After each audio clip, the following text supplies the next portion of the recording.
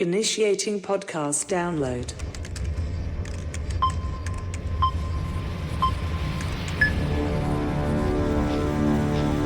Prepare yourself.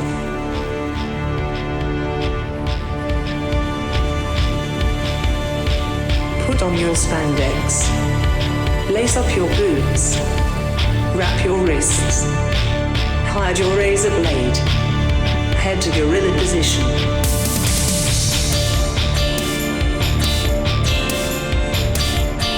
Grease up your hair.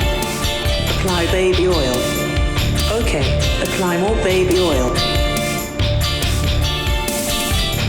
Get into gimmick. Keep your ears open and your mouth shut. Have fun and be safe out there, brother. Welcome to I'm on Wrestling. Now your host, Gregory Iron.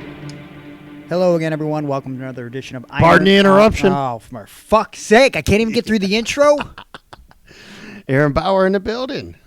And you're here too, Greg. Yeah, of course I'm here. Oh, this is the Iron on Wrestling podcast. It with is. Gregory Iron. Yeah, I'm the Aaron host. Bauer. I'm the host, Gregory You are Iron. the host. The hostess with the mostest. Like Beetlejuice. What's your favorite hostess snack cake? You don't eat them, I know. couldn't tell you the last time I had one of those. Really? Honestly, yeah. You think they're bad for you? I know You know they're not bad good for you. Yeah. So I used to like the fruit pie ones. But they That's- had a Teenage Mutant Ninja Turtle one for a while. It had green frosting on the I know outside. I know what you're talking about. Yeah, I and then like a have Bavarian cream in the middle inside. I had Man, that those. sounds great. Yeah, they were great. I actually have a pillow in my living room with that packaging. Oh, I thought you were going to On say the with pillow. cream all over it. No, well, I don't know. Don't tell Zach Thomas that. He's not going to be happy if that's the case because he sits in that living room too. Well, from what I understand, he wouldn't mind it. What? Nothing. You know something? Hey, what are Oh, you guys doing with these promos?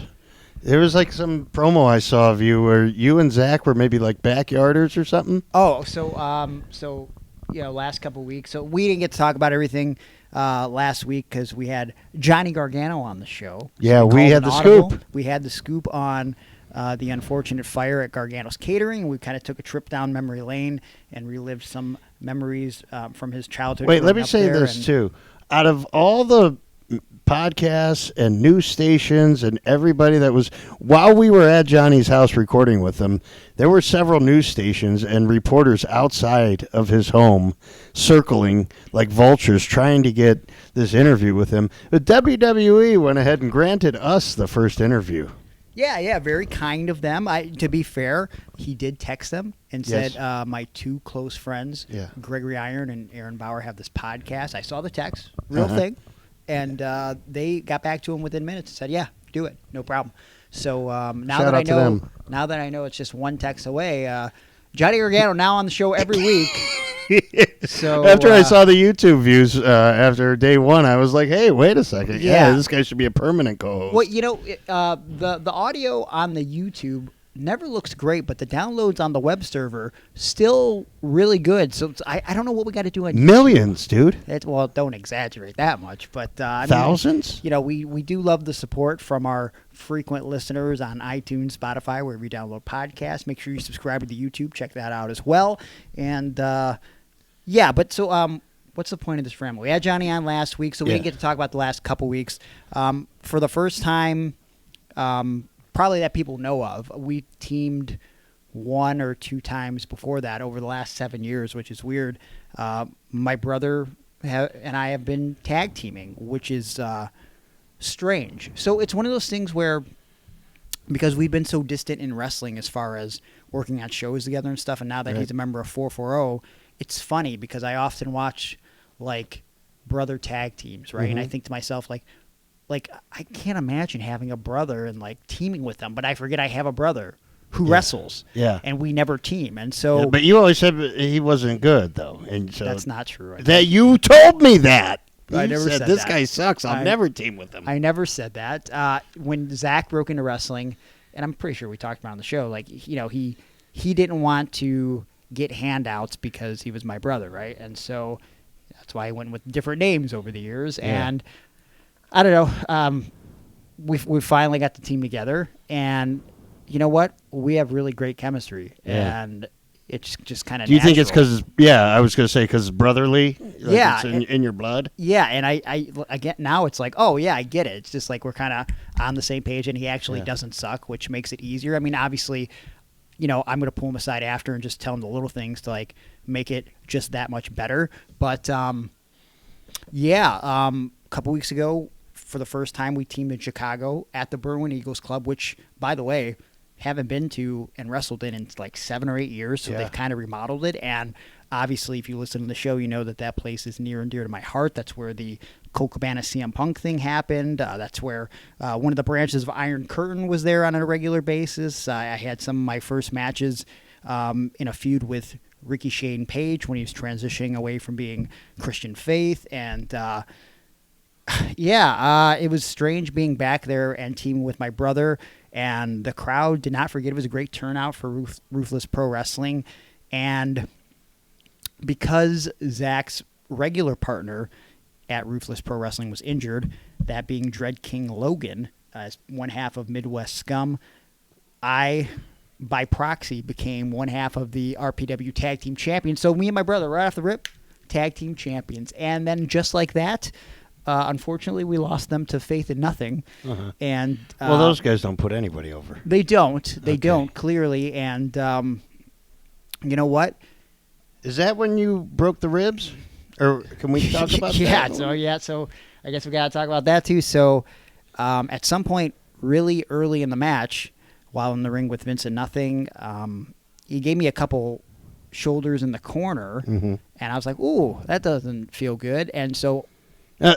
also, for those of you who don't know, Vincent Nothing's shoulders are like boulders. Yeah, they are massive. So even if he's working, it still feels like he's shooting. Yeah, and so that was pretty early on, like maybe 3 minutes into a 15-minute match. Yeah. And so I'm in there with Ricky and Vince, and so I'm taking the majority of the beating, and I'm getting beeled across the ring from them. I'm getting German suplexed by Vince, and not from Germany though. Not from Germany, coincidentally. Okay. And afterwards I was kind of feeling it, but I still had that adrenaline. So I was like, "Oh, that doesn't feel right." And then next day, was it hard to just to sit up was a task, and breathing's hurt. And so I don't know. It's one of those things where I'm like, well, I just won't lift or anything for the next week.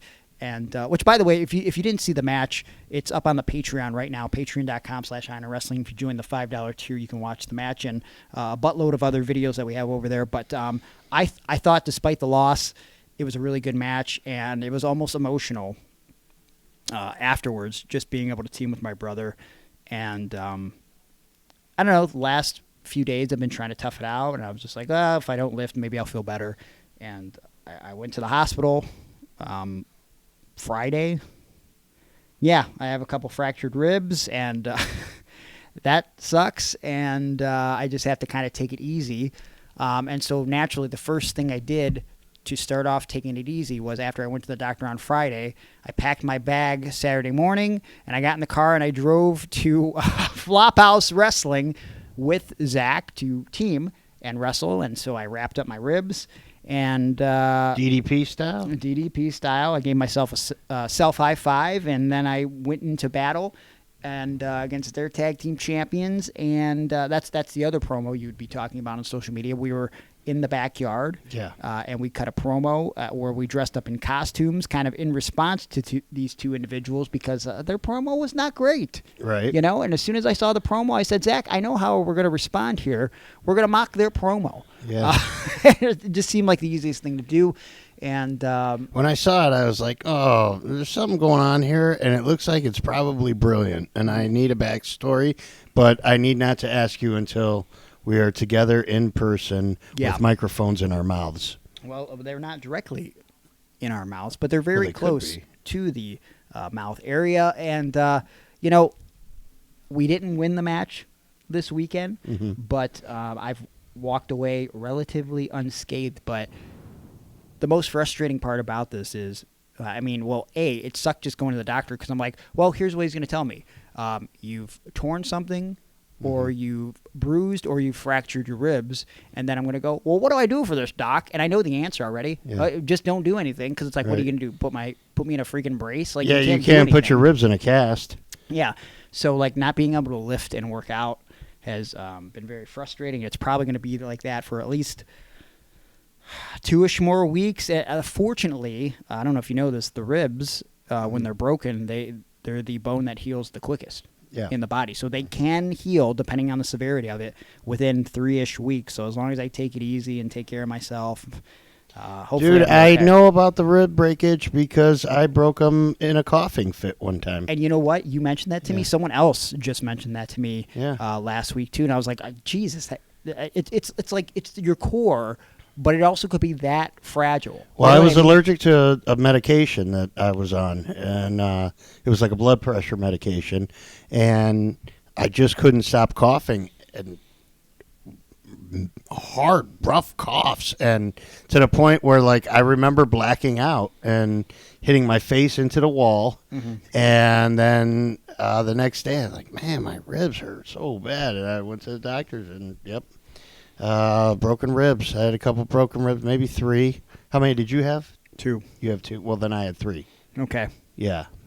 You topped me. Wow. Yep. How long did it take to feel better? I'm still feeling pain. Okay, because I've heard mixed reviews. No, it took quite a while, though. But in all fairness to your situation, you were in much better shape than I was. You know what I mean? That was when I was at my worst. Yeah. So I was probably 300 pounds and very sick in multiple ways. So I wasn't doing myself any favors to get myself better quicker. But also to compare the two situations, like, okay, physically, I may look in better shape than you, but in 2 weeks, I'm going to be back in Buffalo, potentially falling on my back. Yeah. You know what I'm saying? So, maybe cancel. I fall on my back much more often than you, which is also going to be a problem when it involves your ribs. So you are on your back a lot. I'm okay. Looking up at the lights. All right. So hopefully I heal up swiftly and quickly, and I can get back to doing my thing. But today we're doing a thing called a podcast, and we're going to talk a little bit about some SummerSlam stuff. We might be going back for a little bit to talk about SummerSlam 92 and a little bit more fantasy booking like we've done recently on the show. Ultimate Warrior, if he would have turned heel at SummerSlam 92, what that would have looked like. But also, Who did he wrestle in 92? Rick Rude? you don't remember? That's We'll talk funny. about Okay. it a little bit. But we also today on the show are going to have a special guest in studio, longtime backstage interviewer and commentator for Cleveland All Pro Wrestling, Pro Wrestling Ohio, and Prime Wrestling. And we don't get to see him often enough in our personal lives, but we're going to have him here in studio to relive some wrestling memories. That being our longtime good, close personal friend, Michael Cash, who actually will also be my co-host for the Brew Nuts Slam Trivia this Thursday from 7 to 9 in Cleveland. So if you're in the area to see SummerSlam, which I do know that roughly 50,000 wrestling fans will be in the vicinity for this event, I think you should make the trip up a little bit early and come up to Brew Nuts from, like I said, 7 to 9, and they're going to have gourmet donuts named after some of the superstars, some themed donuts, if you will. There'll be some drinks they're going to have in stock. Steve Austin's beer. Have you heard of it? Oh, yeah, the Broken Skull Ranch Broken beer. Skull beer will be in stock. Of course, they offer coffee and a plethora of other items as well. I think they should have a donut filled not with cream, but with ranch. Oh, what the fuck are And they you would doing? call it the Broken Skull Ranch? No, you can't do that. That just sounds disturbing. The address is 6501 Detroit Avenue, and it is in Cleveland, Ohio, and it is absolutely free to get into this event, but try to get there early because I do know that the capacity in Brew Nuts is roughly 50-ish people, and as I said, there will be 50,000 fans in the area. There will be 2 rounds of trivia. One round goes somewhere between 7 to 8. The other round is 8 to 9. There will be prizes, and you never know who might stop by for some pro wrestling trivia at Brew Nuts. And listen, I'm a little biased, but I think, based on my traveling experience, Brew Nuts has the best gourmet-themed donuts in the country. So come on out if you have the opportunity this Thursday night. So I guess this really, for me, begs the question. To you, you're not able to work out right now. You are going to be able to eat donuts. Yeah. You will not be able to work out after eating donuts. Are you going to eat the donut, or will you pass it up? No, I'm going to eat donuts, so I'm just going to keep my calories lower in the next few days. Yeah. That's kind of the plan, so that way I can make room for donuts on Thursday because I ain't missing out on that. What's your favorite? What's my favorite donut? Yeah. I asked you last week what kind of donut you would have named after you. Yeah. And then you took it down a dark turn, and I didn't want to go there. But so let me just ask you, what is your favorite donut? You know, anything, don't make a joke, anything that's like with like a vanilla filling in it. You're trying not to laugh right now. I don't know why. No. Why? Well, you said foot, and No. You said vanilla foot. Filling. Okay. Vanilla filling. Yeah. And, I mean, I like anything that's glazed. Like, I'm okay with, like, a good plain glazed donut, but, like, the filling inside is nice. Maybe some sprinkles. A lot of people like cake donuts. Are you more of a yeast guy, or? I like, actually, like, cake, like, tastes like a cake donut, like dry like cake. like a blueberry cake donut. What are you, an idiot? I don't know what you mean. Like, I don't know if there's, like, some sort of donut that I don't know there's about. two different kind of donuts, and one is the cake base. Listen, I don't have the donut answers. This reminds me of a funny quote you said at work one time. Somebody brought in donuts on a Friday for everybody, and they said, "All right, everybody here, go up and get your donut, and if there's enough, you can have two." He said, "Greg, you want to go up and get a donut?" And he said, "Do I look like the type of person that eats donuts?" Hey, listen, no. And it was true, though. Like, it is true. They never get stuff for people that is healthy. All the time. I said, when I made my changes in my diet and my life, I was like, oh, well, we got bagels now. Like, that's still carbs. Yeah. Well, and so here's my thing. I love donuts. However, when you have a job, and I'm sure individuals out here can sympathize, especially when trying to diet, okay, and add on the fact that, like, I have to be on a regular basis half naked in spandex. I don't wear a fucking singlet, so my top is going to be showing, and it's an upper body business, baby, okay? And so never, like, what's the top meal that a job offers? Give me the answer, Aaron. Like when it's like a special day. We're pizza. We're buying pizza. That's the other thing I say all the time. Okay, like what the fuck? Or like so at my current place of employment, they give us gold coins if we work a little bit harder. Okay, so we can get a nice little treat out of this little cabinet. Okay, so we can get whatever we want. You know what are my choices? Like a Hershey's candy bar, or a Little Debbie brownie. Okay, and I'm like, first of all, okay, how about I enjoy my job,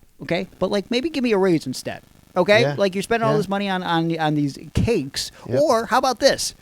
Could you buy some protein bars, maybe? Can you give someone the option for a protein bar? What I want? Well, I know that people would enjoy a protein bar because if I leave my protein bars out on the counter, motherfuckers will eat them, okay, without asking, and then I have to have someone go on the camera. Remember when that lady did that at work that one time? Yes, when we worked at Murray Ridge. This old fucking 60-some-year-old woman, okay, just grabbed my protein bar and started eating it, thinking it was like a communal protein bar. You asked me, you said, I think somebody took my protein bar. And we were trying to figure out who it was. It was like a mystery. And then I saw this woman, she was licking her lips, and she went, that's the nastiest damn candy bar I ever had. And I went, oh, now I know who it is. And I stooged off to you. Yeah. And then you went and confronted her, and she said, no, I ain't never seen a candy bar. Yeah. Yep, sure, whatever. You know, but so at my job, like you know, with the additional funds, I've been helping in like decide some of the things that maybe would be good for the center. One of the things we're working on is a smoothie bar. So now you have the option when you come in. Oh, if you want to make yourself we have a coffee machine. That's cool. People like coffee machines. But like, what if you want to make a smoothie? And it doesn't even have to be a healthy smoothie. Make whatever you want in it. But now someone who's a little bit more health conscious could just make themselves a nice little fruit smoothie. Yeah. Why not? Right. Why doesn't more jobs have that? So at my job, they recently reintroduced the snack cart, which makes it very affordable for clients to purchase goodies off of the snack cart. So I go, well, what's on the snack cart? Because it was there, and then they took it away during COVID or something, and now it's back. And 10-cent waters, bottles of water for 10 cents. Okay. That's perfect. I love that idea. Sure. Everything else, Little Debbie Ho-Ho. Yep. Snack cake, some kind of cheese cracker. Everything that you should not be. And our focus, we are told on a daily, is to make sure these clients, you're giving them a healthy choice. Right. There is nothing healthy besides that bottle of water for 10 cents. What about baked chips? That's not on there. I mean, that would be a great option. It would be a better option. It would be a better option. Nope. It's still not the greatest, but right. I mean, Jesus Christ. Right. We are on a health journey. Yes. And I think a lot of our listeners, if they're not on a health journey, I think they might want to be on a health journey. And something that is at least keeping me a little sane during this down period where I cannot work out is knowing that I can at least use my supplements from TNT Health. Oh, you're talking about our friends. Mike over at TNT Health and his lovely wife, Mrs. Mike? Yes, TNT-health.com, where with our promo code IRONON, you can save 10% on anything and everything that you buy. You can invest in something like, I have at my house, like the vegan protein, which is the only thing that I've ever used that I can mix with water, and I'm good to go. You can use some of the creatine, which has been helping me with my gains as far as being able to lift more. I feel better by using the creatine, and I feel that much better after I work out because I don't have soreness anymore with their glutamine that I got exclusively at their website. And, of course, Aaron, you've been using some of their supplements as well. ACE, we call it the ACE, but it's AC262. My arms are 16 inches right now. Here, measure. Pull this out real quick. Nope, that's fine. That's not your arm. Oh, that's not. Well, it looks like it could be. That's how big it is right now. Please put that away. This is unbelievable, But man. the point is, That's a muscle. They've been taking us further on our fitness journey than we can ever imagine. That's because not only are the supplements worth your time and money, but Mike over at TNT-Health.com will be with you every step of the way. If you have questions about anything, he'll be there to help day or night because Mike isn't about selling you supplements. He's about selling you results. And no one is perfect. He just wants you to be about 70% to 80% on track at all times because you're going to veer sometimes, right? Sometimes you're going to take a little pit stop. Maybe eat some pizza. But they never close. Well, the pit stop has been closed for a long time because there was a tragic incident at the pit stop as well, unfortunately. Jeez, not good luck because, Gargano's, the pit stop. What do they all have in common? Well, Johnny's uncle owned Pit Stop Donuts. Uh-huh. Yeah, so there's a little bit of an incident that caused that to shut down as well, but that sucks. But you know what? It doesn't suck? TNT-Health.com. So go over there right now. Use our promo code IRON, IRONON. Save 10% and get on that fitness journey because at TNT Health, it's about your health today, not tomorrow. But also, while we're at it, while we're in pitch mode right now, I think we got to talk about Juan Ortiz. Yes. I would love to talk about Juan Ortiz. I have a design. Buddy. He makes designs. He makes designs. He makes designs for some of the greatest wrestling champions of all time. Yeah. I'm talking about the Young Bucks. Mm-hmm. I'm talking about The Undertaker. Yeah. I'm talking about Gregory Iron. He's got a shirt that he's been showing that he made and designed for the Black and Brave wrestling school, which, of course, is owned by Merrick Brave and Seth Rollins. Perhaps you've heard of him. He's currently on WWE television. The shirt that he designed is like a Last Supper type deal. It features Rollins, Roman Reigns, Jon Moxley, Claudio, Bayley, Mercedes Moné, Corey Graves, just some of the people that he's drawn photos of and created merch for. And, of course, we've mentioned it before, the list keeps growing. He currently has designs on the market or has done designs for, let's see here, 1, 2, 3, 4, 5, 6, 7, 8, 9, 10, 11, 12, 13, 14, 15, 16 current champions in professional wrestling. Some of them 16, that reminds me of the age Alyssa Milano was 2 years after you put her poster up in your bedroom. Okay, if that is the way it went down, then that would have been perfectly acceptable back then because I'm much younger than Alyssa Milano. And again, I had a crush on her growing up, so I'm allowed to have a picture of Alyssa Milano working out in my gym, okay? We're not going to talk about this here. No, we're talking about Juan. We're talking about Juan Ortiz and Of the Dead Designs and how he's working on a design of Alyssa Milano for my... I mean, we're just... Listen, if you need a logo or any type of design whatsoever, something that you just want to present to a loved one, a family friend, whatever the case, Juan Ortiz can get it done for you because he has 20 years of experience and he's got the best prices around. And if you mention Iron on Wrestling and that you heard this ad on our show, you're going to save $20 on your first design. That's right. So contact him right now. Find Juan Ortiz on Instagram at Of the Dead Designs. Go to his Facebook at facebook.com/ofthedeaddesigns or go to his website ofthedead.weebly.com because, hey, Juan Ortiz and Of the Dead Designs, they're bringing artwork to life. Yes, they are. What do you say? We give it a second for good old Mikey to get here. When he does, we'll start our interview with Mikey Cash. Maybe we'll even talk to him about what would have happened if the Ultimate Warrior turned heel at SummerSlam 1992. Oh, wait, that's Heaven and Hell? That is not Heaven and Hell. Dang. God, man, what's wrong with you? Yeah. Do you have a I hate concussion? wrestling. Yes. You're the worst. Okay. All right, when we I'll come miss you. back, we'll have our interview with Michael Cash. All right, now in studio, our good friend, Michael Cash, the one and only. Thanks for stopping by. Thank you for having me over. This is going to be a lot of fun. Yes. We've been very excited about this, and we just Against got my better judgment. What? Well, we know how Michael Cash has been, kind of controversial. Oh, in the yeah. past. How can I be controversial? I'm as clean cut as they come. Yeah, I guess you're right. Okay. So how's life? How's everything? Life's good. Life is very good. I'm pretty much that, stereotypical suburban dad. Mm-hmm. Married, 2 kids. Most of my time is spent coaching my son's soccer team or helping take my daughter to her soccer and basketball games, and life is good. It's just, you know what? It's nice that you have all those great things, but it's so weird because obviously we're all aging and we've all been a part of this wrestling thing for so long. And when I saw you last week, we were doing a little behind the curtain. We were doing a little bit of the planning for the Brew Nuts trivia thing. And when we're talking outside the venue, you mentioned that we're middle-aged men. But I look at you and I don't see a middle-aged man. Obviously you've aged quite well, but I still see young Michael Cash. I mean, I do still feel that way. I don't. It's not like I feel like an old man. Not that middle age is old, But life is different. Life is definitely different than it was 20 years ago. What year did you start in wrestling? So technically, my first foray into anything having to do with wrestling would have been 1999.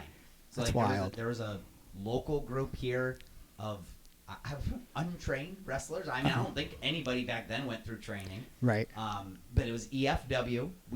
I remember my first show watching them was at Roller World Arena, but it was awesome. I remember seeing a poster at Parmesan Mall. I think that's okay. About it. All right. And 2 of my buddies, we went to the show and we loved it. Actually, I think what really hooked us was BWF, Brecksville Wrestling Federation. That would be the triple threat match of Creeping Death, Josh Prohibition, and M-Dog 20. Okay, yeah. That's what hooked us in. And then we ended up reaching out to those guys. I don't remember exactly how it happened, but somehow we reached out to the guys behind EFW, and my 2 buddies, John and Matt, they wanted to wrestle, and I wasn't one to wrestle even back then, so I'm like, I will be their manager. Okay. They want to try out. I'm their manager, and so there was some sort of offshoot of EFW. It wasn't even good enough to be EFW yet. Like the developmental league. It was like a developmental league. There was some hall where there were maybe 10 people there. Okay. And they were offered a tryout match. So my buddy John versus my buddy Matt, and I managed them both. Makes no sense because they're wrestling each other, but that was that. And then I think they liked what they saw enough for us to be invited into EFW. And so I was at first not Michael Cash, just Cash in EFW back then. Okay. What was the character? So, all right, Cash, whereas Michael Cash over time is pretty much just an amped up version of me. Like Sure. that's sport coat, I'm just a little more animated. Cash wore this bright green jacket. Why? I Money. found it. Yeah, well, that's what it was, right? Yeah. Cash, green is the color of money. I'd come out, so I was just kind of, not $1 million man, but Sure. it's like, I was from a thrift store, this jacket. Yeah, but, yeah. But that Cash was just sort of like this pompous kid Sure. that thought he had money. I didn't have any money. Right. but- Well, I mean, you must have like some sort of like ridiculous amount of income if you're managing both both opponents. You know, I Yeah, mean, like yeah. like You had to get a cut of each of their percentage. You're the smartest man in backyard wrestling. You take your 20% of a hot dog, and you accumulate some hot dogs. what are like some of your most memorable moments from those early years before? Because I would imagine, unless I'm missing something, like the first, I guess, legit place you would have ended up working was Cleveland All Pro Wrestling. Yeah. So Yeah, what are it your was. early memories like in like EFW and stuff? EFW. All right, this is actually so. John and Matt, my two buddies, would wrestle each other, and then all of a sudden now they're doing their own thing within EFW, right? So actually they put John as the champion at one point, and Matt's doing his thing, and but I remember one of the times I'm still in college, by the way. So we found it in high school. So now I'm in college at Bowling Green, and I'd come back on weekends for like shows that they would run from here and there, right? Well, I studied sport management in college. So one of the things I definitely remember is we had to do this, everybody in my class had to do a report on something related to violence in sport. Okay. I happened to be a manager in this pro wrestling, quote, pro wrestling organization back Right. home. So I'm like, I'm going to do this whole report on pro wrestling and violence in wrestling. And so to our professor, though, I didn't bill it as like, oh, yeah, I do this thing back home. I said, I reached out to this organization, and they're letting me come to be a part of it just for this class. I thought that would like maybe earn me more points Sure. in the class.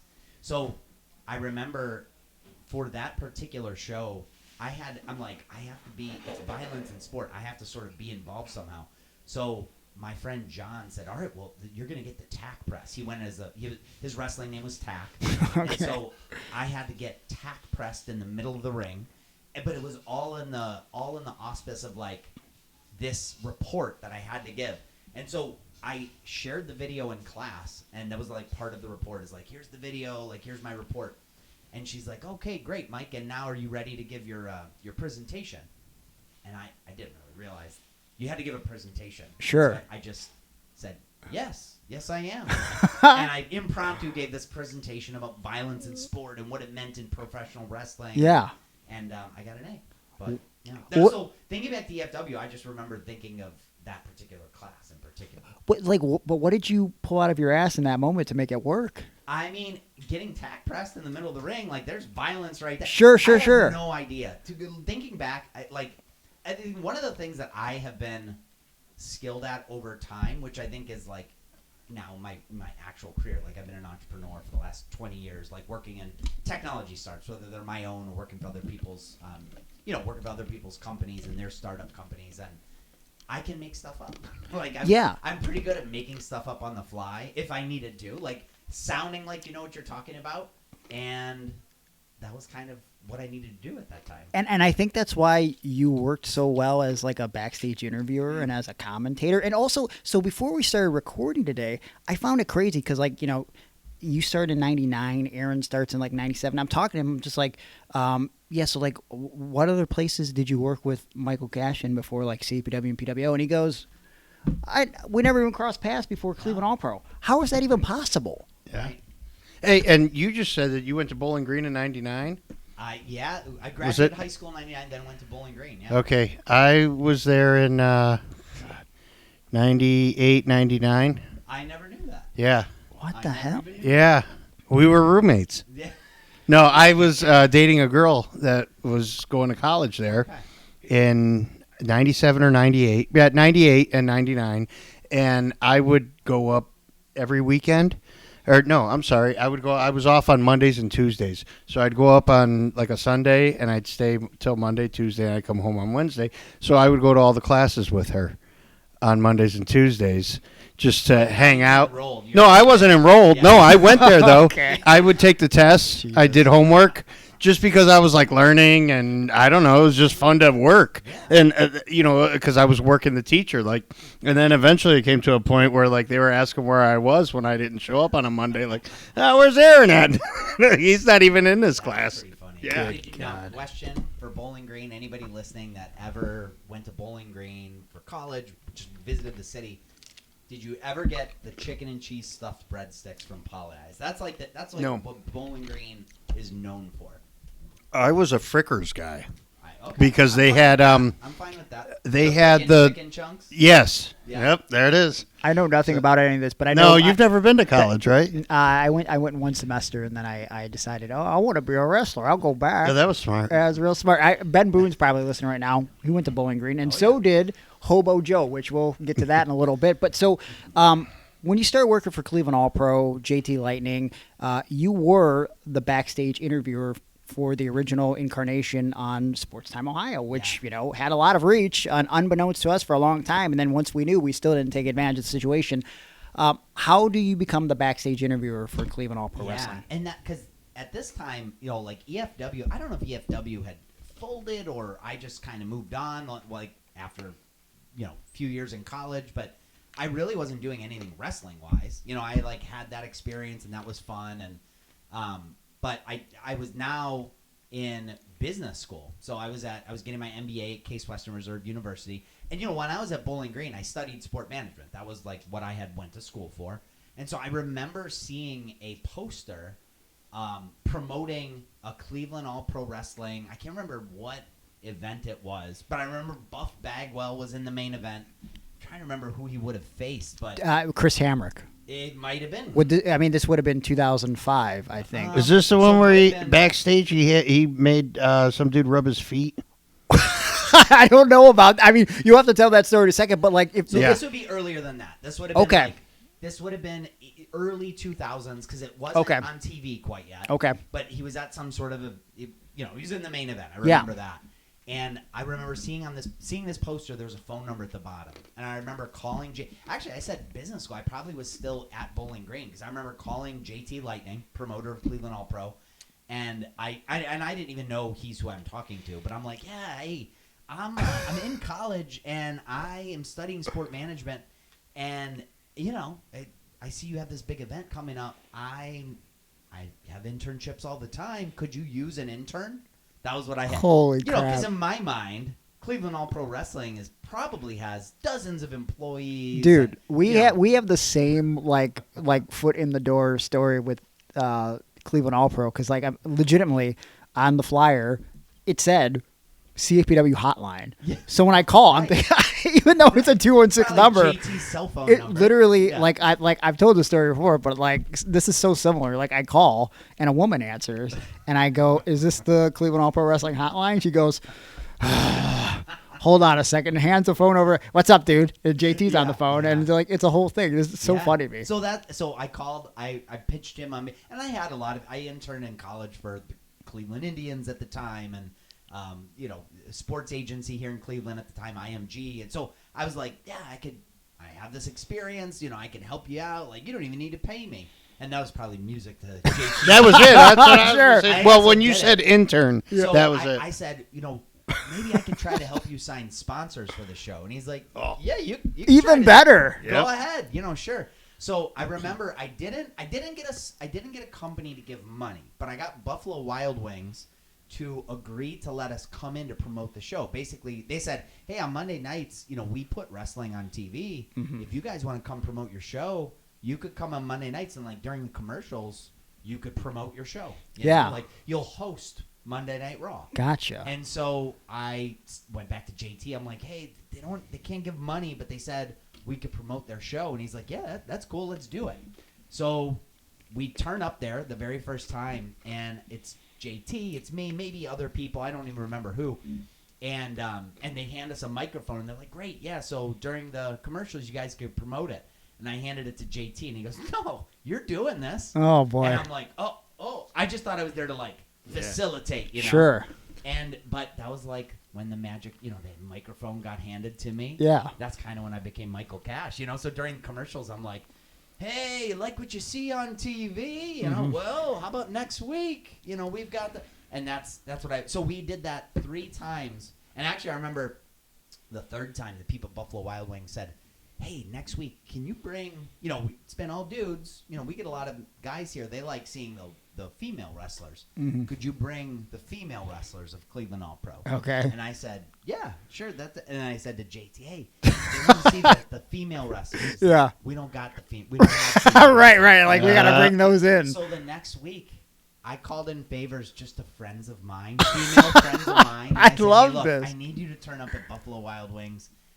Just dress outlandishly. Yeah. I mean, this Pick is the character. This is the early 2000s. Oh, yeah. You can imagine. Yeah. Yep. Sure. You can imagine. And so that we had the women of Cleveland All Pro Wrestling. It was just friends of mine. Okay. Did no so wrestling good. ever, and you know. But so anyway, that happened. The event happened. You know, I don't know if it made a difference or what, but life went on. I went on, you know, graduated from college, then went to business school, and I think this is when I got that call from JT out of the blue. This is probably 2-3 years later. He's like, "Hey, Mike, we've got this, we got this show on Sports Time Ohio. Like, we're gonna be televised." And I'm like, "Cool, man. Like, that's awesome. Like in my mind, I'm like, "You just wanted to tell me." You know? Yeah. And he's like, "Well, the thing is, we're on TV now. Like, we need a backstage interviewer." And I remember you at Buffalo Wild Wings. You're pretty good on the mic. Like, you want to be a backstage interviewer?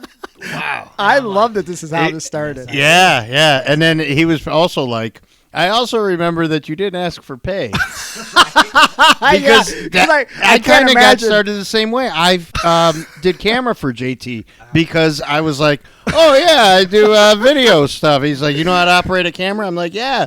And I got handed that camera, and I went, I don't even know how to turn this motherfucker on. Independent wrestling sucks so bad. I remember, like, post-show hot dogs at first. Yeah. And, you know. No, I remember I asked my trainer, I said, hey, I think I should I'm taking a day off of work to film this wrestling show, so I should probably ask JT for whatever my rate would have been at work. So maybe I would have made $80 that night. So I'm going to ask him for $100. And he was like, hey, bro, you do it. I don't want nothing to do with that. And I was like, oh, why? Yeah. Well, because I thought everybody was making $500-600 a night. Yep. Right. And and then I saw how JT was yelling at people. And I said, I'm never asking this dude for anything. I finally came down to it. And I went, I'm going to go ask him for a T-shirt. That's what I'll ask. That'll be my pay, and that'll be worth it because it's pretty much $80 for a T-shirt is good. And I went up to ask him. For the T-shirt, and he was like, "Bro, you're not going to ask me to pay you, are you?" And I went, "No, man." And it was it. And he said, "All right, good." And he said, "I have your address. I'll mail you a letter when I need you again." And he did. It would mail me like the pamphlet, the flyer for CAPW's next event, and then on it. He would handwrite, Aaron, are you available to film my show? Oh my! I wish you still had that. That would be like crazy to still see. And Mike, how long was it until you actually got money in wrestling, and how much was it? Because for me, it took me 6 months, $5, and I had to drive to Pittsburgh for it. And I remember I was so happy in that moment. But if someone gave me $5 now, I would murder them. Right. Yeah. But JT did eventually pay me, but not. I mean, I put it this way: I never asked or expected money. Right. But maybe a few shows in, I think maybe one time he gave me $10. Whoa. And that was, $10. Big spender.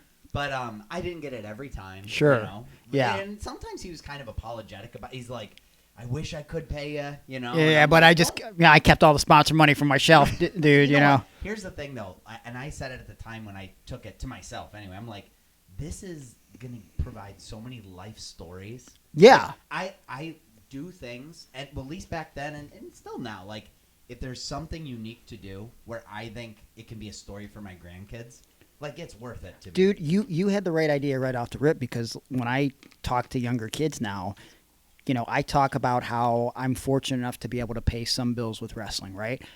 But I tell them, the best thing you can do while you're growing in wrestling is to just take a chance and invest in yourself, even if it costs you a little bit of money, because one day you're not going to look back and go, geez, remember that time I drove to New Jersey and spent $100 on gas and didn't get paid and set up this ring? You're not going to say that. You're going to be at an age at some point where you're going to be like, I can't ever do that again, but I'm glad that I did it. It was like a life moment for the good or for the bad. Like, it happened. I took a chance on myself. I tried. Yep. Because there's nothing worse than failure. Trying and failing, it sucks, but like actually trying, that's like 100% the battle. You put it out there. Well, and also like going through college, I mentioned I had like probably 8 or 9 internships. You don't get paid. Well, at least when in sport management, you don't get paid for internships. Mm-hmm. It's so competitive. Like, everybody else is willing to do it for free, so why would they pay you? Yeah. So I was I was used to doing stuff for no pay. But in all seriousness, like, I believed getting all those internships like under my belt would help set me apart from people that wouldn't put in that kind of work. Yeah. And when I finished, like, there weren't a lot of other people that had 8 or 9 internships. So it helped me like find jobs. It also just helped me find like what were the things I wanted to do. And I feel like that kind of I don't know, like work ethic or what you would call it, like it served me well. So like even I mean, funny thing about it is being Michael Cash has served me well in like my work life. Like, I feel like I've been a better like pitch man for my startup companies. I've been a better public speaker. Actually, one of my mentors, like he got a kick out of all the Michael Cash stuff that I did in the past. Yeah. And when I first started my own company and I had to go out and pitch investors, I was like really nervous about it. And he's like, Mike, what you have to do is be Michael Cash. Mm-hmm. He's like, I've seen you do the Michael Cash stuff. Just turn it up a little bit. Be Michael Cash in these pitches. So the funny thing is, it's like, for me, I was doing all that for fun, but it's kind of helped me for the work world, actually. Yeah. Man, the parallels. It's amazing. So obviously the money's not there when wrestling starts, but like, so going from basically a fan to kind of working these shows with these backyard wrestlers in the 90s and 2000s, then you're backstage at CW. Like, what do you remember being like, what you expected, and then what it was like? Because I'll tell you this, like, I mean, if you know like WWE or AEW, there's production meetings and like there's scripts and stuff. There was nothing like that in Cleveland All Pro. Nothing. And bear in mind, my experience. I mean, again, I guess as Cash in EFW, like, I had been on the mic a couple times, but other than that, my experience on the microphone was Buffalo Wild Wings, like trying to promote their event like during commercial break. And so the first time, actually, I remember the first time I went to interview, and I'm trying to remember who it would have been that very first. It might have been like Samoa Joe or Rhino. I think they were on the first show. Yeah. And they like we're just about to be on. Like, there's like the camera guy and me and whoever it would have been, one of those two. And they're like, by the way, what's your name? And I'm like, well, should I just be Cash? Like, it was on the spot. I hadn't even thought about it. Oh, God. So I'm like, wait, do I use my real name? So I just sort of made up Michael Cash. Cash because, again, going back to the EFW, so I kind of had that. Yeah. But the whole Michael Cash was just like almost a rush decision right there. But nobody prepared me. Like, there was never like, okay, what you're going to do is Rhino's going to say this, and you need to get this out of him. It was just like, we just kind of winged it. Did you at least get like a list of like, from JT of like, hey, here's the guy I need promos from? Yeah. Okay. So there'd be a list of like, you need to get promos from these people. And maybe at best, it would be like, in this one, you need to talk about how it's the main event. Okay. But that was kind of it. So you did stuff with Samoa Joe, Rhino.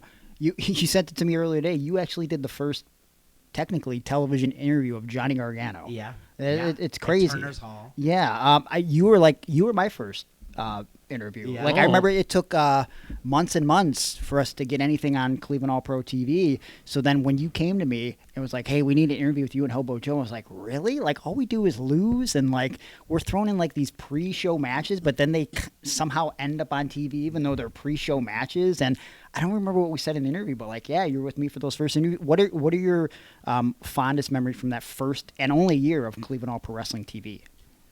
Yeah, well, I will say my favorite promo. It's like my like number one. Like if somebody's like, wait a minute, you were interviewing wrestlers, I still send them this one.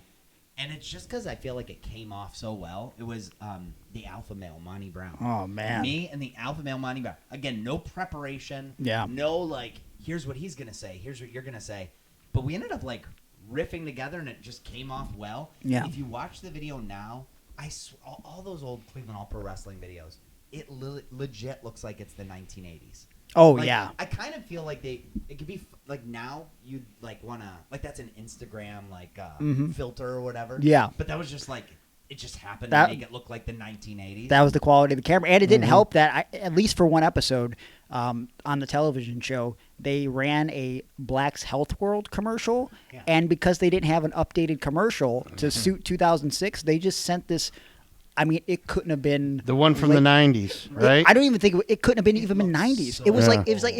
if it was made past 1988, Right. I would be shocked. But if you Right. told me I like remember it. 84, I'd be Yep. like, yep. And it's like just like the most 80s music in the background and like Right. close-ups of like biceps and like the most archaic workout machines you've ever seen. And I remember like as a kid, I'm like 19 years old watching the show and I'm like, why is this the commercial on the show? Like this isn't a joke. Right. It was wild. Yeah. What the hell, man? Yeah, it was kind of nuts. But no, I mean, what I will say though is like the thing that really sold it for me too, like to do this. It wasn't even like being on TV or anything like that. It was the fact that they would bring in these legends. You know, Yeah. they're like people that I grew up watching. Honky Tonk Man, Greg Valentine. Actually, this one I don't think this was at Gargano's catering. I don't even know that it was Cleveland All Pro. This might have been years later, but like meeting King Kong Bundy. That was Cleveland All Pro. Was it So Cleveland because All that Pro? was my third or fourth match Okay. ever. I was in this battle royal, and well, tell me about the experience. Well, I just remember King Kong Bundy palming my head like a basketball. Okay. And I don't know if I've ever even seen the promo. I just remember that. But like Yeah.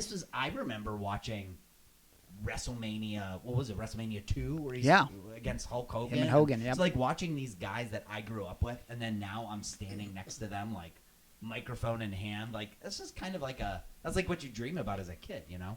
you know what, that footage has to exist in some form because I know Mike Moran, who used to produce the show Yeah, back then.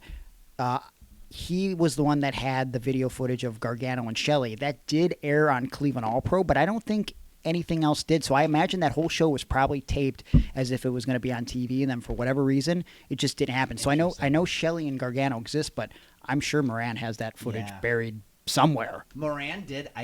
This was awesome of him. I remember when towards the end, he took time out of his schedule to make me a best of Michael Cash DVD Oh, set. wow. Oh, wow. Which I still have. Okay. And just for me to show my future children. Yeah. I have begrudgingly I am excited about it. They begrudgingly watch it. You know, Aaron has a best of DVD that he had made to show his kids, but it is blank. It's a blank DVD. It's the John Cena edition. Yeah, Yeah, you can't see me. The insinuation being that he has nothing that he did that could even be considered the best. Yeah. Okay, I'm Yeah. done. So, Will you be here all week? shut your mouth, okay? Ladies and gentlemen, the worst way to promote an appearance at the Brunettes is Gregory Irons All right. jokes here. Pro Wrestling Ohio. Yes. You end up doing that, and obviously you were a big part of not only the backstage interviewing, but you did some of the commentary as Yeah. well. In fact, one of my fondest memories is those first shows. The audio ended up, well, the story was that it was destroyed when the announce table was busted by John McChesney and M-Dog 20 in a match against Johnny Gargano and Josh Prohibition. But the reality was there was a falling out with Mike Moran for a little bit, who produced like the first 3 episodes. He wouldn't give us the audio. Okay, so that's what happened. I don't think I even remember this. Okay, yeah. So then the Yeah. story became like, well, how do we make up where the audio is? Well, it got busted when the table got busted, despite there not being any television equipment whatsoever placed on the table, anything. And so Good enough story though, because I believed it while watching. yeah, and so what happened was we had Josh Prohibition, who now was editing the show, come over and be some nameless commentator along with you. So in Gargano's living room, I don't know if you remember this, it's like you guys with a microphone watching on the television with a camcorder plugged in. Yeah.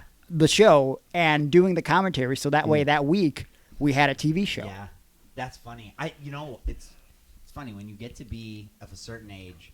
I totally forgot about that until you just mentioned it, and now now I'm seeing those scenes because I do remember. I remember seeing, I remember like Johnny's room, like posters of Shawn Michaels and stuff, which is kind of funny to painting, think back. whole painting by his mom. It was a whole painting. It was a painting. Yeah, I do remember that though. So yeah, that's crazy. I totally forgot about that until you just said that. So I think, and Gargano's mom brings it up all the time. We've talked about it so much on the show, so it's great to have you here to talk about it with him. Arguably the most memorable promos in the history of PWO in the 7 years that it was on was you with Aaron and Hobo Joe while, Aaron lost all of his money because he was betting on pro wrestling. And that's PWO gold right there. So it really was. And so I guess talk about your guys' first interactions and then just how these promos came to be, like what was the planning behind them? I don't even know where you guys want to start. Do you remember how those were planned out? Yeah. I mean, I don't remember filming them. Yeah. Different Aaron Different back then. time in Aaron's life. But I remember the planning of it was Joe Dombrowski calling me at like 2 a.m. And when Joe Dombrowski called you, it was a 4-hour conversation. Yeah, I just got to talk to you for a couple minutes. Yeah. And he's like, we have no idea where we're going to go with you. Cronus is gone. We're going to give you, we think we're giving you Vince Nothing. Wally wants you to be with Vince Nothing.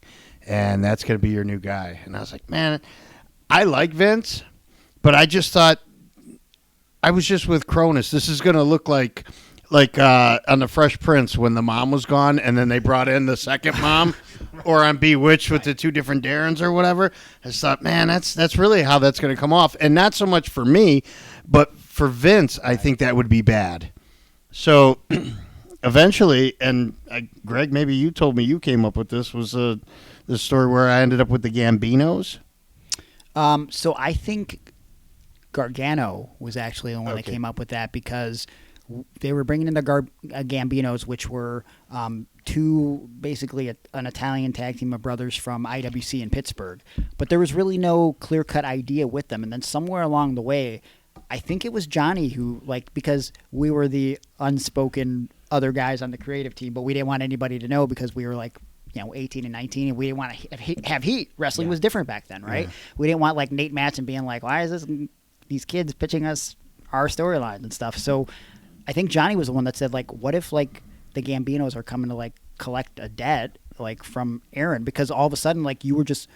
I mean, I think Joe came up with the original idea that you were going to be homeless with Hobo Joe. Yeah. And I think Johnny thought of the payoff. So I think that's kind of how it began. Well, it was pitched to me, and as soon as Joe Dombrowski had said it, he was like, and then we're going to do this series of vignettes where Michael Cash is going to be on the scene, and he will go to interview Hobo Joe in his dumpster, and then all of a sudden, the hair on my arm started standing up because I started thinking, if I fucking pop up out of the dumpster and I'm smoking a cigarette and on hard times, that's going to be excellent. I could sink my teeth into this. Yeah. And then Joe continued, and it was and then you're living in the dumpster with Hobo Joe. Oh, it's already in my head. I know what to do. All right, let's go. And then that was it, man. You came in, and I think that first one, it was very cold out. Wasn't it snowing? That checks, yeah. Yeah, and freezing cold. And no, the first one, maybe it wasn't cold. The second one, it was cold because we moved into a newer place, and then we invited you to use the restroom, and Hobo Joe had a jar of pee. Yep. And it was supposed to be pickle juice or something, but somebody didn't fill it, and I had probably consumed enough alcohol at that point in the day that I just peed into a jar, and Hobo Joe gave no fucks and was just here's this jar of pee. Because you wanted that authentic experience. Yeah. I just wanted there to be pee in the jar. Well, I think it's a testament to the ability of the three of you to improv, because I don't know if those promos are as good with you and Hobo without you kind of being there as he's got to be the straight man. Yeah. You know what I'm saying? Like that's what made that all work, because and he looks like he's wearing a nice outfit. Yeah. He's on the scene. He's a professional. Yeah. And here we are. dumpster. And there's at a dumpster. It's always kind of like, Mike, you're kind of always like, what have I got myself into, right? And I think, Aaron, what made it great with you is like you went from this guy who's wearing these oversized, supposedly expensive suits to now like you had all those vintage wrestling shirts at the time and all those like old ECW shirts where like you just look all beat up and tattered or you're just trying to get by and just, I grew my hair out and then I grew like a beard and I really went the full distance with it and then I remember I had hidden some of my pain pills, this in real life, in my house, and I was standing on a chair looking for them and I fell off of the chair and I broke my heel. And in the medical report, it said, Aaron Simmons, broken heel. And I was like, oh, my God, I am a broken heel. Oh, and so then I kept, like, going off of that. And, and then Joe Dombrowski kept saying, I wrote this so good for you that you're taking it too far. And I was like, fuck you, Joe. So like I loved all the Hobo Joe and Aaron stuff. But and then we were you part of when Hobo Joe got his suits? I can't remember. So we did a whole montage like I in don't Dumb think or he's in the Dumber. montage, but he Okay. might have introed the montage. Yeah, yeah, something. that could absolutely. That was a fun one too. But like when we needed you for commentary, that had to be your first time doing like in-depth commentary, right? Yeah, I mean, I just sort of stepped in and that I had never been trained on that or anything like that. And it was great and like maybe I remember it more because of my direct involvement. Like you were on the call when we did that infamous thing in PWO where Johnny came out, lost his mind, beat the crap out of me, bloodied me. That's the first time I ever bladed, and you had to be like the the somber voice of like what is happening right now. Yeah, and at one point it's just me because Joe Dombrowski leaves the booth. And he's going to make sure that you're alive, basically. Yeah.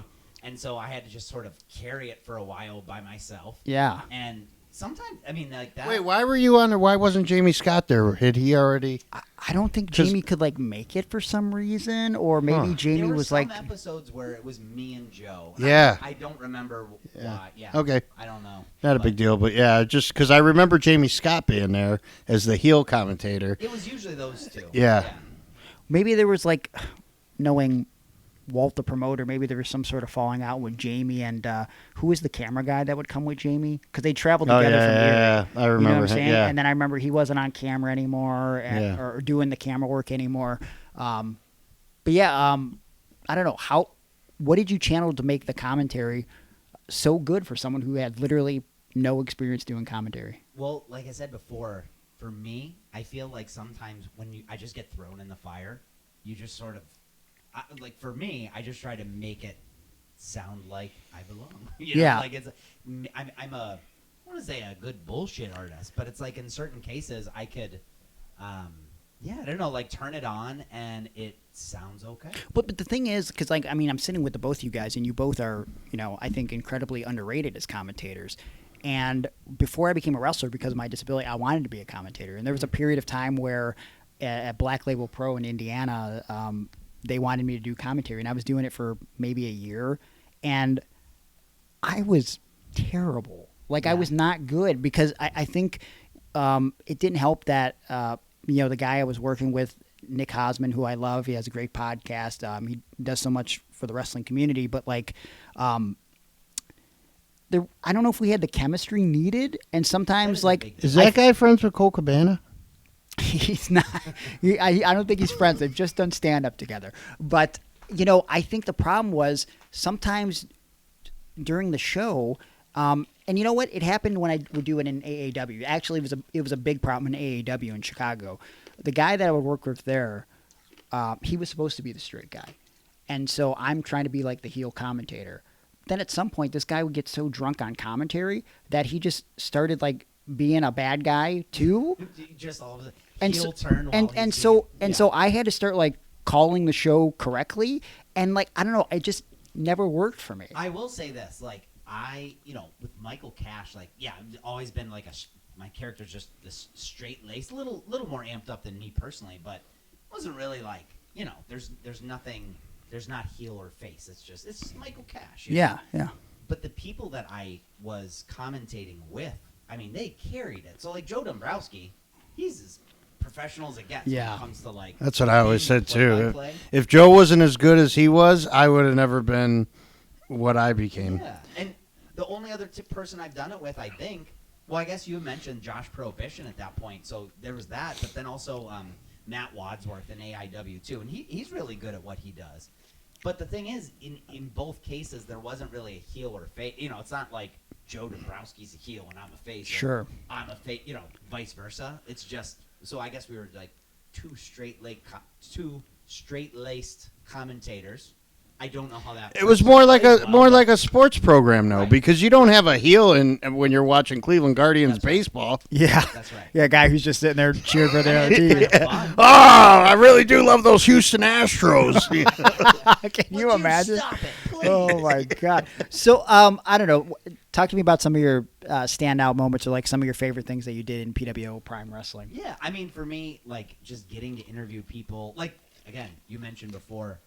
Technically, I think I interviewed Johnny for his first televised had to be promo, and like that's just a cool thing to say now at this point. So like just thinking back to some of the people that I got to work with would be like Seth Rollins, Bryan Danielson. Like these were people that at that point in time, like these were it wasn't Seth Rollins back then, but you know like, these were people that are either on their way up or Bryan Danielson. I'm like, this is like one of the best professional wrestlers like right now, right? Yeah. And he was.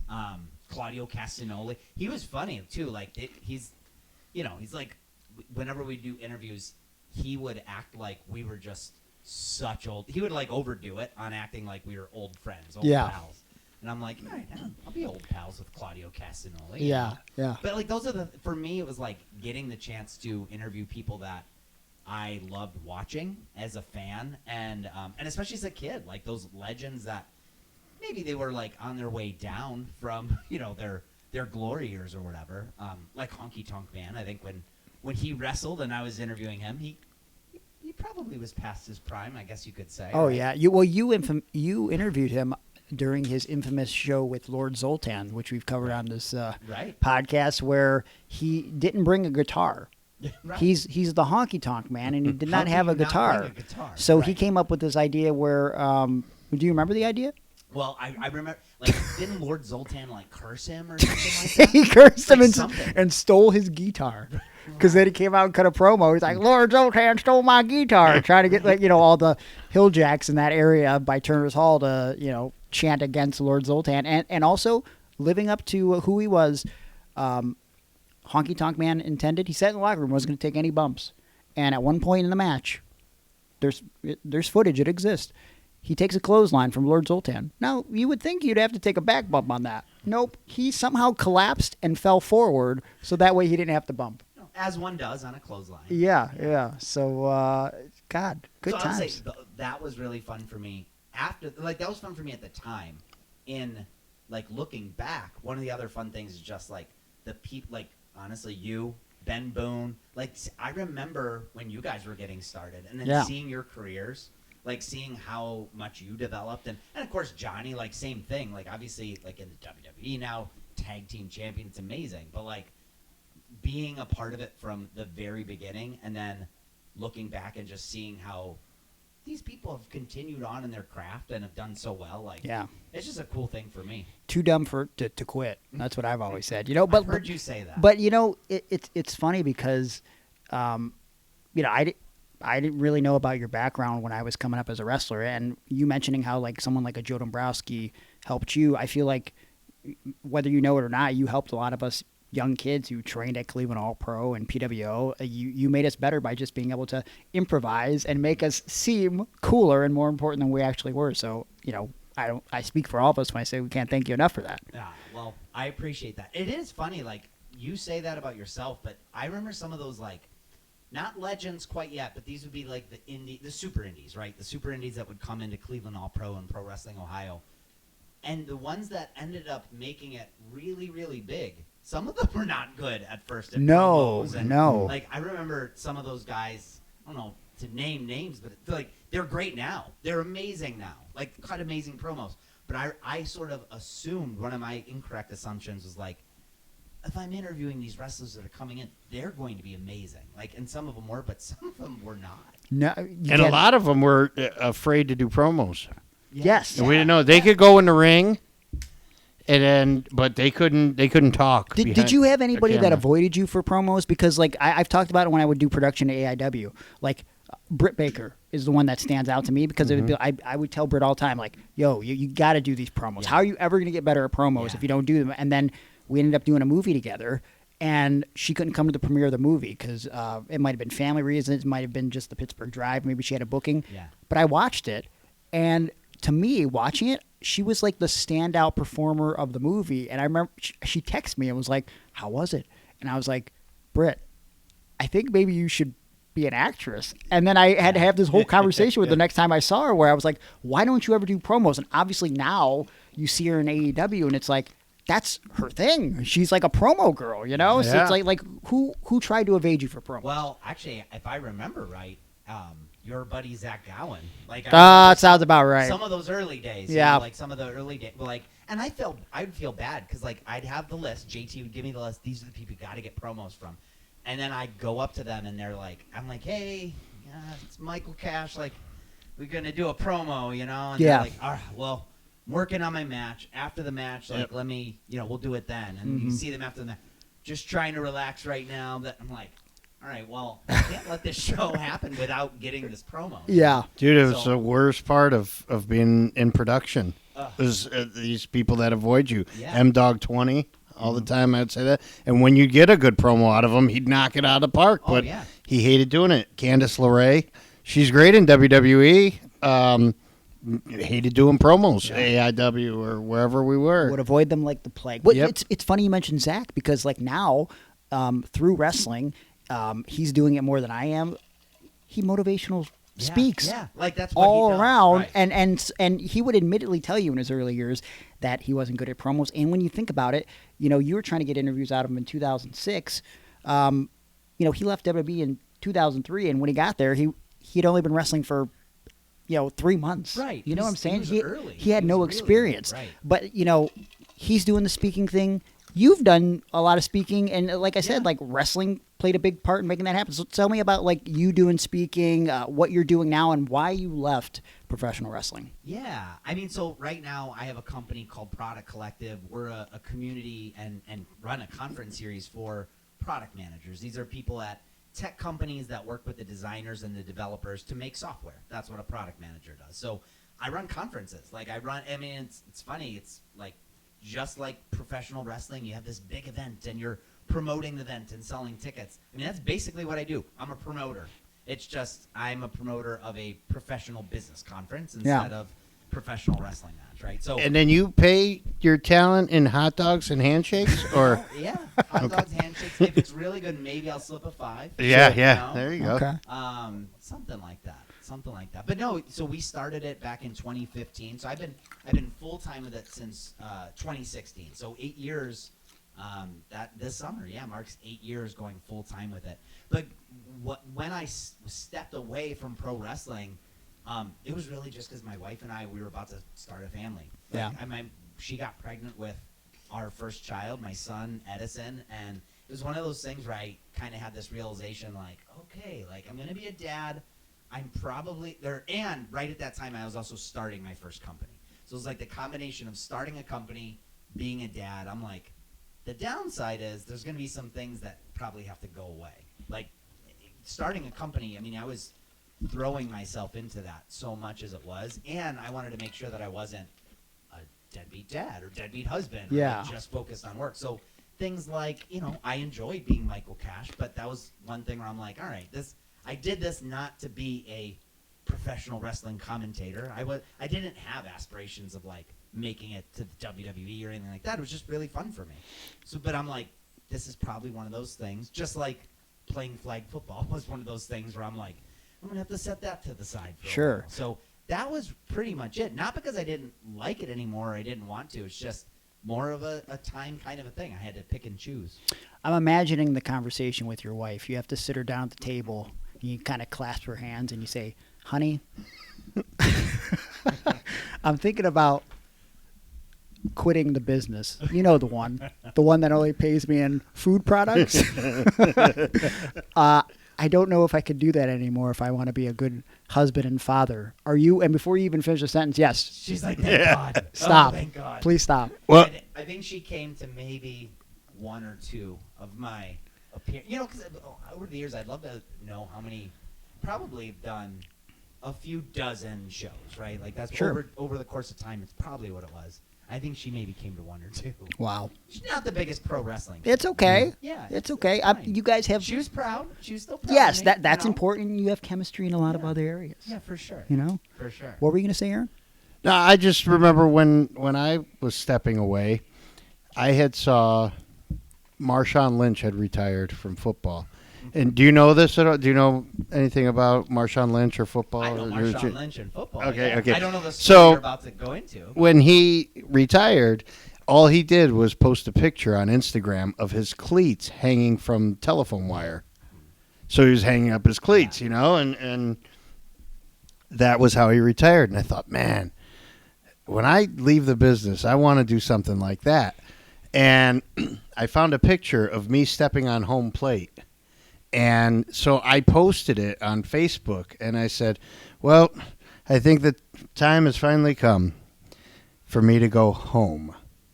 And my wife at the time was like, you weren't going to talk to me about this?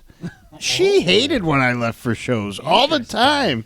And she's like, I just think it's disrespectful. You don't let your wife in on it. And I'm thinking, I'm just working here, man. It wasn't even like I was, you know, retiring from Right. what? This job where you get hot dogs? Right. So, yeah, so much different reaction than what I was expecting, probably what you experienced. Yeah. And so then, how quickly was the divorce after you decided to leave the hobby that you had on weekends? Hey, yeah, I was getting $100 a show from Yeah, PWO. yeah. Wally couldn't pay me and Johnny like more than $20. I was making more than Johnny and Greg combined. Really? Yeah, yeah. Interesting. It's fun times. But well, this has been a great conversation. Seeing as Aaron got rich off PWO somehow, and none of us else did. But How did he get all the money? I don't know. I took a pile driver from Bain, and I was a star in the Hobo Joe Life on the Streets vignettes. Oh boy. Big Andrew Bain. You remember? We talk about that. We talk about that promo. Oh my God, that's one of my all-time favorite in-ring promos, and it's part of that. If you want to see a little bit of Michael Cash, we'll probably post some stuff on social media. But if you're looking for the Michael Cash segments when he's in the ring with Claudio, Tracy Smothers, and Jason Bain, and I've showed so many kids coming up in wrestling. If you want to see the master of promos, you got to watch this Tracy Smothers compilation video. And I'll have these kids all the time. Every time they see me, just went on another road trip, had to show my buddy the Tracy Smothers compilation video. And you guys might be the highlight of it because you have to be in the ring for this segment where Tracy calls Jason Andrew because he forgets his name, and Swiss francs. yeah, he's offering Swiss francs to Claudio to turn heel on Big Andrew Bain, and when he calls him Andrew, Jason Bain breaks character, starts laughing in the ring. It's the most absurd thing you will ever see in your life. And this is weird. I just watched last night. I went down to Tracy Smothers' rabbit hole, and I have no idea why. It just Tracy Because popped into my he's mind. amazing. Yeah, but I mean, I haven't done that in Maybe years. that's Tracy's way of coming Yeah. through. He wanted to hang out. For Yeah, this he wanted to episode. do this podcast. We got to call our psychic friend, or what's that guy's name? And that kind of stuff. Brodie Earl. Brodie Earl. Yeah, I don't know if you ever heard the episode we had, but we had this guy who speaks to the people that are beyond the I beyond, have to go check out that episode. We had China, Miss Elizabeth, and the ghost of Sherry Martel all on as the guest show. Yeah, through him. Through him. Wow, he's a good booker. Soon as we posted the graphic for the show, a lot of backlash. I'll tell you. A lot of angry people. Like, we're interviewing Miss Elizabeth on this episode. People are like, what? Well, through our psychic medium. Yeah, Right. yeah. So fun So, times. yeah, Well, shout out to Tracy Smothers. I mean, I'm- I feel like he's coming through. We could probably do a whole podcast if you just his match with Hornswoggle. I posted from AIW in like 2013 or something like that. No, wait. When was Johnny's last match? 2016. It was the Johnny Gargano farewell show. Yeah. So yeah, it was that show, and Tracy and Hornswoggle is the best match I've ever been a part of. I mean, there's a dance-off, of course. There's all the cheap heel heat. At one point, Tracy's on his knees. He's going, "Come on, people, Pittsburgh!" And they're booed. And Hornswoggle's like, "Cleveland!" They're like, "Yay!" And so then they keep going back and forth. And then finally, Tracy just goes, "Russia!" Like, oh. Yeah, and everybody's like, boo! Obviously, you were in the ring for that segment, but you also did all the backstage interviews with Tracy. Is there one like standout moment with Tracy? I mean, the only thing I'll say was, like, with Tracy, is one of those people where you just never knew what he was going to do. Oh, 100%. So it was, I mean, like you mentioned, like, Bane-breaking character in the ring. I was just always afraid that I was going to, like, crack up laughing. Yeah. And sometimes, I mean, some of those interviews, like, if you really watch my face, sometimes you could start to see it, and then I try to, like, hide it real quick. Yeah. That was the only, with Tracy, I just remember, he was, especially him of all others, like, I just had to try to not break character, basically. The thing that always stands out to me is the one time we were doing an autograph signing somewhere in the Midwest, and we're sitting together at the table, and I hadn't seen Tracy in a little bit, and just quiet. We're waiting for someone to come over and buy something. He looks at me and goes, "Greg, man, hey, you did that thing with Colton Punk like 5 years ago. I thought for sure you were getting signed. What happened, man? You really fell off." And I, like, he wasn't trying to be insulting. I'm like, "I don't know, Tracy. I've been wondering the same thing." So I was like, "Let's take a selfie together." And now I have this selfie of me and Tracy, and then a kid in New Jersey, after we did the podcast about Tracy a few years ago when he passed, he had some artwork made of me and Tracy in that selfie. And that'll always be super important to me because he was like the first name that I ever worked with. And, JT wanted him to beat the crap out of me because I only sold 18 tickets instead of the 20 that he wanted me to sell. But Tracy let me do more than I should have been capable of doing at the time, and I will always remember that. And I'm glad you had those moments with Tracy. I'm glad that we've had these moments with you here today, and we have to have more of these moments. We're not getting any younger, right? No, we're not. We're middle-aged men, Oh, Greg. God. Middle-aged men. Full circle, right? You guys. I go through TNT Health. I think I'm aging in reverse now. Okay, all right. You think whatever you want. It's working, man. You're ripped these days. Different kind of rip than when we used to work together. Right. You also do your own podcast. So why don't you tell anybody just a little bit more about your business, and if they wanted to check out your podcast and how they get a hold of you and all that good stuff. Sure. It's not a wrestling podcast, but if anybody was interested in the world of business and technology, you could check it out. It's rocketship.fm. And yeah, I've been hosting it since co-hosting it since 2016. This has been around for a long time. I think we're now over 650 episodes. Wow. So if you're into, the tech world, then maybe you would enjoy it. Or if you're a wrestler that listens to this podcast and you're thinking to myself, like, well, I'm still only getting paid hot dogs. Maybe I can, listen to a business podcast and better my life. It might help. It might help with negotiating skills. That would help. Yeah. Hey, these days, all wrestlers, I think that's actually the really cool thing versus even, say, 20 years ago. I feel like every wrestler is an entrepreneur. You kind of have to be an entrepreneur. You have your own website, your own social media presence. You've become an influencer, Greg, through this podcast or other things, right? Yeah. So I feel like, wrestlers should think of themselves as entrepreneurs. I feel like many of them do already. 100%. Well, like Johnny doesn't even have to wrestle another day in his life because of his Twitch stream. Yeah. Which I didn't even know what Twitch was. And when Johnny had left WWE the first time, I was like, "Hey, Greg, what's he going to do? Is he going to AEW? Is he going to work the Indies? Is he going to Japan?" He goes, he said he's fine if he just does Twitch. Yeah. I go, "What's Twitch?" Yeah. And he's like, Twitch, YouTube, and autograph signings. Yeah. For the rest of his life. He'll never have to work Isn't that again. wild? Yeah. "Oh, man." So, yeah, I guess what I'm saying then is follow Michael Cash. Yeah, you got to, it's like, listen, if you're a wrestler or, just any dude or dudette listening to this podcast, I think listening to your podcast, Mike, would be a better way to just better your business mindset. Well, I appreciate that. And yeah, hey, anybody in the wrestling world, if you want to do a little crossover, check things out on rocketship.fm, you are welcome. And you could come back to the Iron On podcast for your wrestling, all things wrestling. But yes. Come on over to Rocket Ship for a while too. Well, thank you for stopping over, and we'll have to get together again, maybe do some old watch-alongs of some. Wait, hold on. What? I asked Greg this last week, and now I'll ask you the same question. Right. Please don't make it as weird as Greg made it last week, but right. you guys are doing the thing at Brew Nuts. We are. We do have that So Thursday, yeah. if you were to have a donut named after you, what would the flavor of the donut be? And also, is it cake donut or yeast? And do you know the difference? Because Greg doesn't. Yes. So yeast. Let me make sure I do know the difference. Yeast donut, would that be like a traditional jelly donut? Yeah. It's a yeast Yes. donut, right? Mm-hmm. So I of the two, I would say cake, but I'm more of an apple fritter guy. Oh, I'm gonna go deep with it. Yeah. That's the kind of donut. Oh, that gets Oh, excited. I'm Michael Old school, Cash. I like- know donuts. Oh. the iced rings. Yeah. They're like the donut sticks. Yeah. Like those, kind of like they're very similar. They're like heavy cake. Uh-huh. Now, what would I name the donut? Yeah. So what flavor?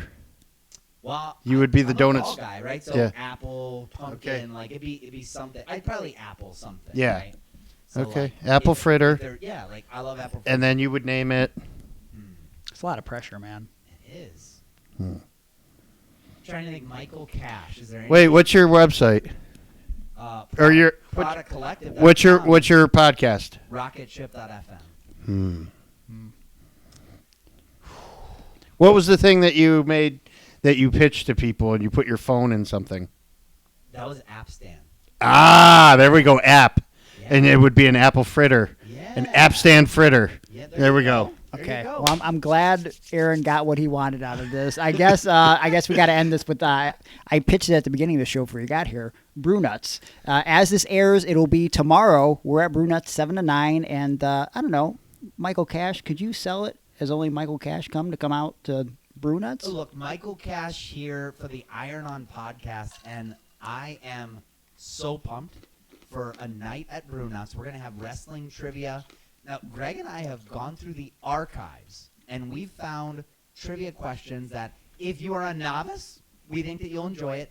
If you are the most skilled wrestling aficionado, you're going to have to come and prove yourself, because I think you're in store for a treat. So that's Michael Cash selling the Brew Nuts night. Mm-hmm. But in all seriousness, like, we're going to have a lot of fun. Like, And you- extra treats on top of the actual trivia: the donuts, the donuts, the coffee. Coffee that for those that partake in alcoholic beverages. There's a bar there. You could come and have a beer. That's what they do at Brew Nuts. Like, I don't know, for me, when the owner of Brew Nuts reached out to me and she's like, hey, like, one of my friends told me you had this wrestling background. You want to do this? I'm like, yeah, I had a wrestling background like 15 years ago. Nobody knows who I am. Like, it'd be pretty boring if it's just like middle-aged Mike up there, formerly Michael Cash. But I'm like, I will do it if you can let me bring in one of my buddies, if he would be up for it. And I thought of you, Greg. I appreciate that. I'm excited. That's right up my alley. I mean, they might make it. They might ask us to make this like a regular thing. We might. They had a Johnny Gargano donut, I heard. They do. That's what I Greg think was telling me. I haven't seen if they named them all, but they said they're gonna have donuts for like the Miz and Logan Paul. And Yeah, all those that's things. excellent. It's going to be good times. I'm looking forward to it, and I'm looking forward to the next time we can record something together. But Brew Nuts is going to be a heck of a time, and we can't thank you enough for taking the ride out to the studio. Greg, thank you so much. Aaron, thank you so much. Thank you. It was I good appreciate catching you up. having me over. This Yeah. is a lot of fun for me. Was that it? That's it. All right. That's I love it. you guys. Goodbye.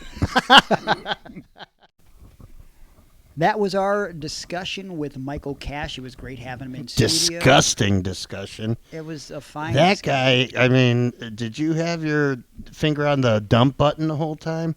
Come on, you're very insulted. This guy he kept cussing. He said a lot of bad things about people. He's a good, clean commentator, and that's how I like And a my good, clean commentators. human being. Just What's a wrong great with person. him? I'm a better person for having spoken with him. And like I said, come out to Brew Nuts this Thursday night, 7 to 9. It's going to be a good time. And 7 to 9, huh?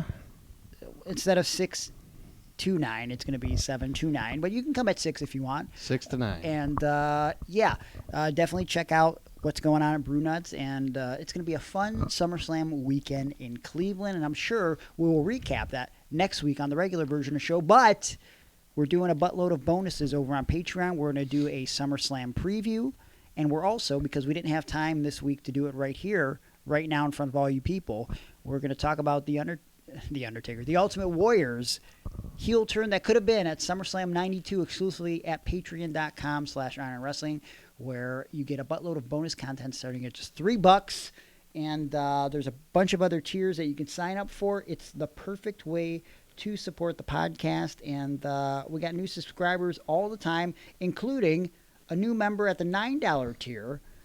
So big shout out to our new $9 tier member as of today, Sarah Zeter. Oh, okay. Big shout out to Sarah. Hope you're enjoying the show, and we hope to get some questions from you in the near future. But come back again next week. You can follow me until then on social media at Gregory Iron on Twitter, Gregory_Iron on Instagram, Facebook.com/TheHandicappedHero. Message me there for pro wrestling, motivational speaking, and pro wrestling seminars.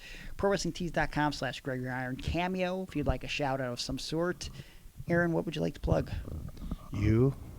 Okay, it's inappropriate. Oh, I mean, I'm on Instagram at Verda Aaron. All right, And then I'm on Pokemon No, Go. no one- Yeah, stop yeah. it. I've been using my auto catcher. Until Lots of next shinies. week, thank you for listening to 252 PU. Ah, you suck, dude. You stink, Aaron. I know you wanted a rhyme before the show ended. And until next week, thank you guys. And here's a kiss goodbye.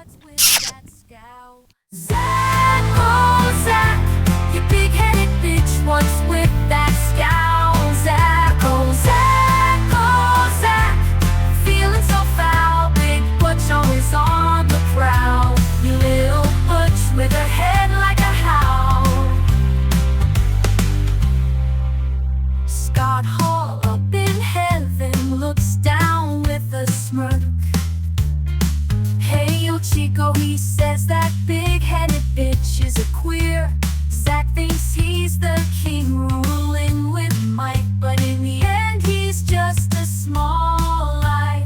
Zach, oh Zach, the biggest big-headed bitch, what's with that scat? Oh Zach, the feeling so foul, big bitch always on the prowl. Little bitch with a head like an oversized cow.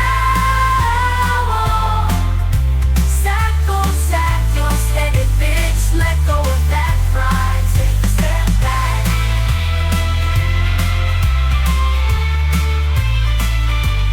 Take a step back, let peace reside. Life's too short for constant fight, but love and kindness shine so bright. Zach, oh Zach, bitchy bitch, bitch boy, lose that scowl, scowl. Oh Zach, no need to be foul. Big bitch, embrace the now. Every day, Zach, he's a big bitch, walks with pride, with a head so big it's hard to hide. You little bitch thinks he's tough, he's got that mud butt strut, but deep down inside he's stuck in a rut.